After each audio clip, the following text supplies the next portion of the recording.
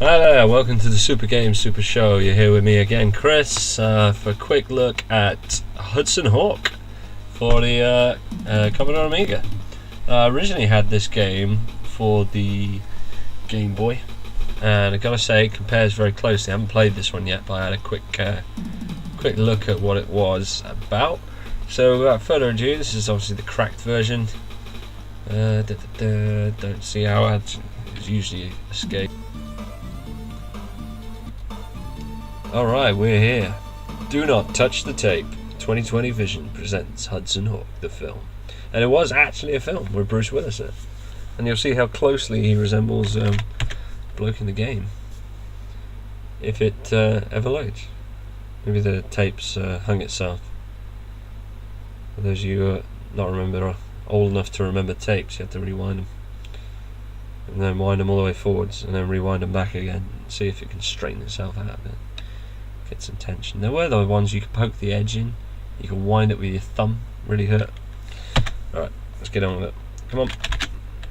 This is probably the slowest loading Amiga game I've ever seen.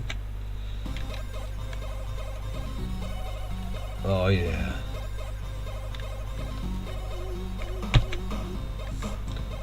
Oh, we just did loading. Thanks. But no thanks. Come on. Now for the Game Boy version, I used to be a bit of a dab hand at this. It's pretty damn good, so I'm expecting brilliance. Although I'm probably expecting that they're going to be slightly different from each other. The old Game Boy had a bit of a limitation for the Commodore Amiga. Well, a bit, but quite a lot. I always found that Game Boy games tried hard though.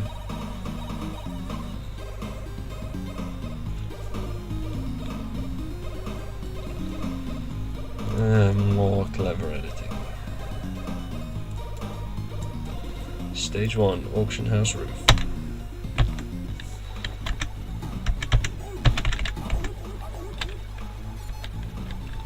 Little bastard dog. Okay, so here we are. Bruce Willis. And we have... shit's sake. Okay, so for starters, that's different.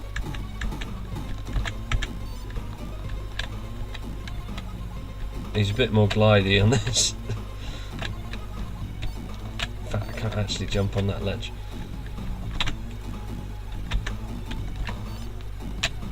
Okay.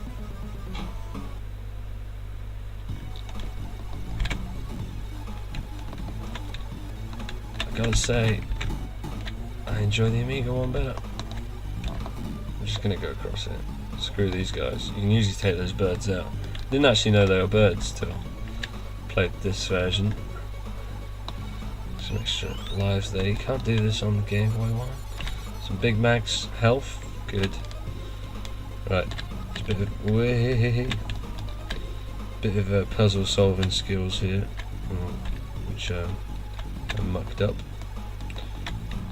And again, yeah, he's really floaty. Right, press fire to activate elevators. Alright, so you do that.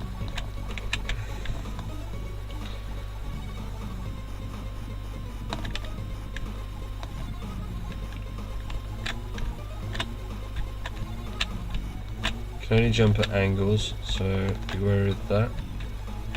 And that's why we need the other box. Right, in the Game Boy game, this used to be like a level select sort of bit. I'm not sure if it's going to be the same on this, so let's have a look. No, it's straight through into the auction house corridors. So as you see, we got, ooh, a little pot of money there. Right, so this game was real confusing on the little LCD black and white screen. This guy's shooting a gun. It's a bit harsh, man. Okay, these guys seem to be... Right, see that little red thing below the fire alarm? Is a laser beam.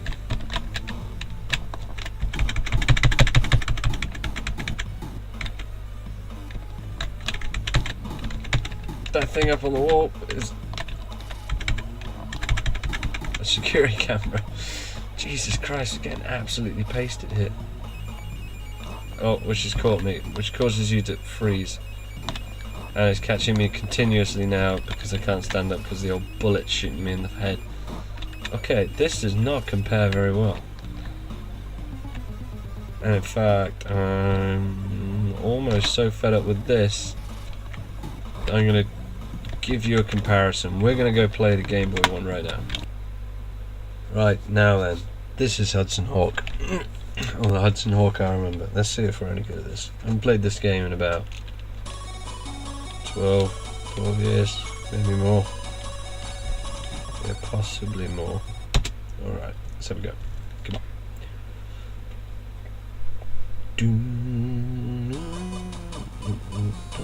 Sorry, mouse is in your way.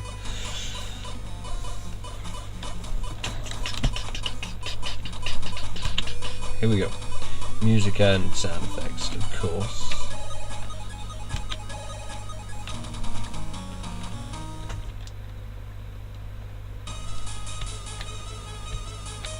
Here comes that dog.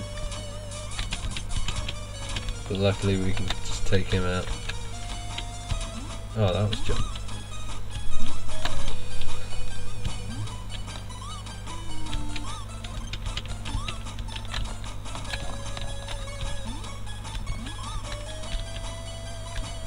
Oh, missed him. Oh, it's all come back now.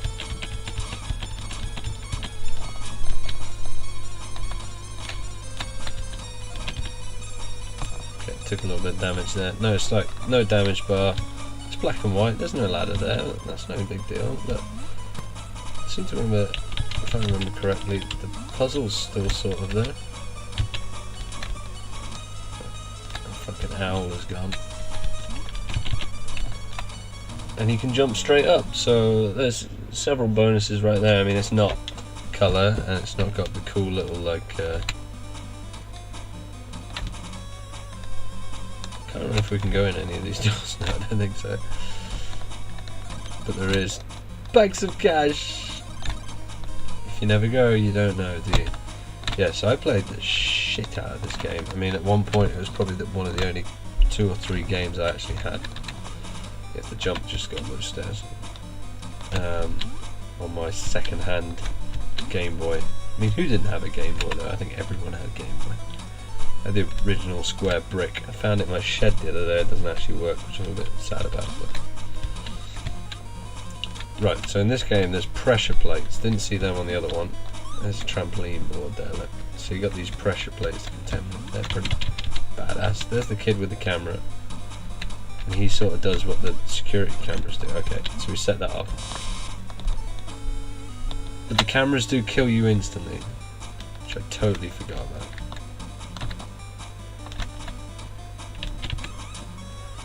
Smash him in the face, jump over that one, grab the money.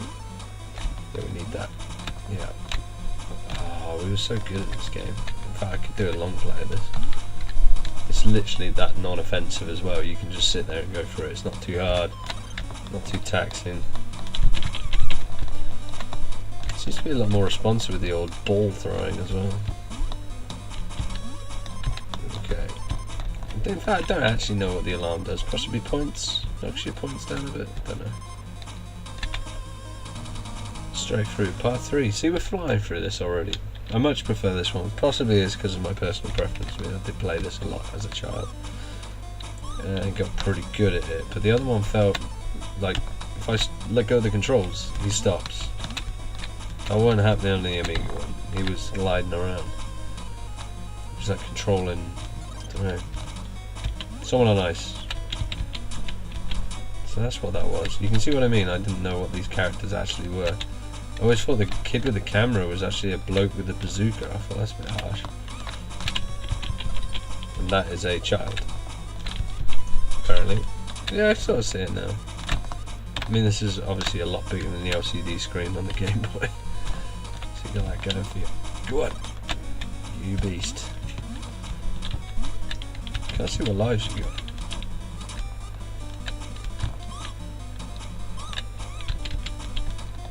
Thank God that bullet just took him out. Or baseball, as we now know. does make a little bit more sense in colour. Instant loading times. In fact, I think this one's just much better. This is one of those rare cases where the Amiga's been outdone by an 8-bit console. I mean, it happened quite often actually. Laser Squad, it's another game we need to look at. The Amiga one was dog shit. It was pretty much the ZX Spectrum one, which was good for the ZX Spectrum, but obviously for the Amiga you expected something else. So obviously Laser Squad being many of the people who worked on XCOM worked on Laser Squad and something else. There was a later game, Laser Squad Nemesis, which was quite cool, I seem to remember. Although only online, which kind of burned it for me, because I didn't have online for a very long time. But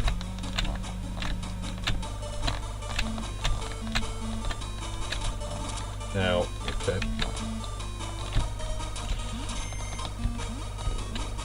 Yeah, this part in the Amiga looked flipping easy.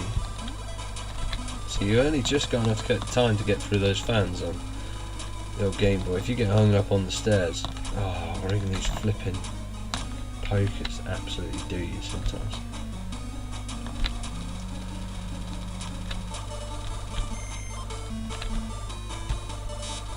Oh, Scheiße. Excuse my German. Oh, we just managed to get through on the old technicality there. Oh, straight through. We've actually cut out miles and miles of tunnel just there because I knew how to get around. But you know. So that is it. That's Hudson Hawk on the Game Boy. I mean, I could sit here and play this all evening, and I might. But yeah, much preferred on the Game Boy. Bit weird that that's the case. Seeing as I'm a proper Amiga fanboy. And tell you what, we'll explore the ZX Spectrum one next. Alright, I was going to show you, I wonder if I can crop this. I hope I can crop this. I was going to show you the ZX Spectrum version of Hudson Hawk, but I can't. So we're going to round off quite quickly now with a quick round of Batty for the ZX Spectrum. So, alright, okay, so that works pretty well. And it's 0 to begin. Oh, what a guess. Oh, hello. Something's happening.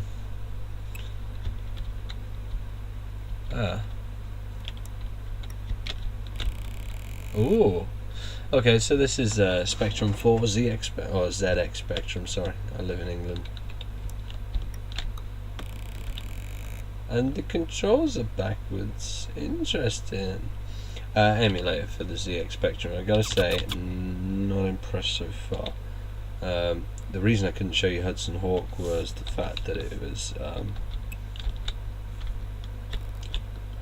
Okay, so we worked out that. Oh, for God's sake, it's terrible on controller. It was Spectrum 128, not ZX, I'm afraid, so couldn't actually do that. Oh, so as you can tell, this is a Arkanoid clone called Batty, and I spent the entirety of last night playing this. I just find it a bit easier than Arkanoid, although it's fucking a lot easier with a Kempston controller. So far about the emulator, I've got to say, I know this has changed tact a little bit. We started talking about Hudson Hawk, but now we're on to emulators for the ZX Spectrum. Oh, damn it.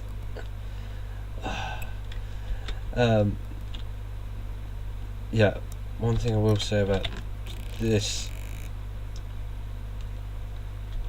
What was I going to say about this? I was going to say something, I swear. Ooh. Oh yeah, I'd prefer to just do the actual hardware, to be honest. I bought one of these the other day, and there's a video coming up on that. Oh no, that was going to be fantastic. And I'm really proper enjoying it. I've never owned one, never had the need to own one. Just woke up one day and thought, you know what, I really want, as you can tell, I'm absolutely terrible at this. Terrible at Arkanoid as well, to be fair. I've never cleared a screen on each. But maybe that's a personal challenge for 2015. Clear a screen on Batty. I'm terrible at collecting power-ups. Tell you what I always do. I always run for a power-up. And end up missing the ball instead, so I get an awesome power up I can't actually use. Tell you what, I'm getting better at this old keyboard malarkey. I play this on Atari ST a lot, not Patty itself. I play Arkanoid, but with the mouse. That's quite hard. But yeah, really good fun. So sorry I couldn't show you Hudson Hawk for the Atari ST ZX Spectrum. There's a lot more Spectrum videos coming, so look forward to them. And thanks for watching, and good night.